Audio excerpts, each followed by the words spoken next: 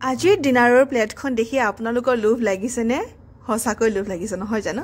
বাৰু এতিয়া আহকচোন পাকঘৰত কেনেকৈনো বনালো একদম প্ৰথমৰ পৰা প্ৰিপাৰেশ্যন দেখাই আছোঁ।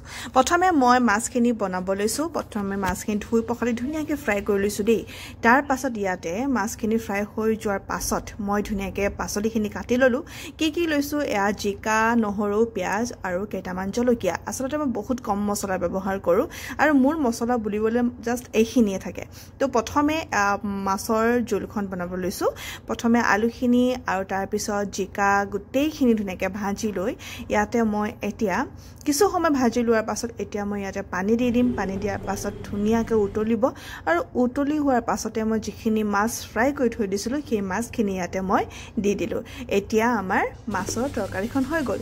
এইটোফালে মই বনাব লৈছোঁ অকণমান গাহৰি ড্ৰাই ফ্ৰাই আৰু তাৰ কাৰণে কোনো ধৰণৰ তেল ব্যৱহাৰ নকৰোঁ। বইল কৰা গাহৰিখিনি কেইটামান তেল ওলোৱাকৈ প্ৰথমে দি দিলোঁ। তাৰপাছত সেই গোটেইখিনি ইয়াত ঢালি দিয়াৰ পাছত ধুনীয়াকৈ কিছু সময়ৰ পাছত আমাৰ ড্ৰাই ফ্ৰাই যিখিনি গাহৰি সেইখিনিও ৰেডি হৈ যাব। আৰু ইয়াত মছলা বুলিবলৈ জাষ্ট মই অকণমান জিৰা পাউডাৰ দিছিলোঁ আৰু আদা, নহৰু, জলকীয়া সেইখিনিয়ে।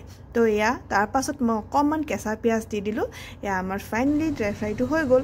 তাৰপাছত এতিয়া মই বনাব লৈছোঁ নগা ষ্টাইলৰ গাহৰি আৰু সেইটো বনাবৰ কাৰণে একেবাৰে চিম্পল। প্ৰথমে গাহৰিখিনি ধুনীয়াকৈ পানীত দি দিয়াৰ পাছত ইয়াতে মছলা বুলিবলৈ আদা, নহৰু, পিঁয়াজ, শুকান জলকীয়া আৰু দুটা বিলাহী সেইখিনিয়ে লৈছোঁ। ইয়াতে কোনো ধৰণৰ বেলেগ মছলা নাথাকিব আৰু যিখিনি বস্তু মই ৰেডি কৰি লৈছিলোঁ এয়া বইল গাহৰিখিনিৰ ওপৰতে দি গৈছোঁ।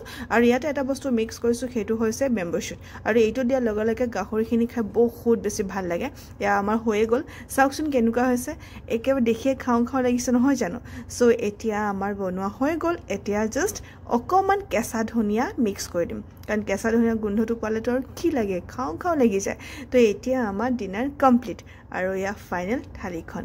যদি এইটো ভিডিঅ' চাই আপোনালোকৰ ভাল লাগিছে তেন্তে প্লিজ লাইক কৰি দিব আৰু ফেচবুকত চাই আছে যদি ফ'ল' কৰি দিব আৰু ইউটিউবত চাই আছে যদি চেনেলটো ছাবস্ক্ৰাইব কৰি দিব। লগ পাম নেক্সট ভিডিঅ'ত।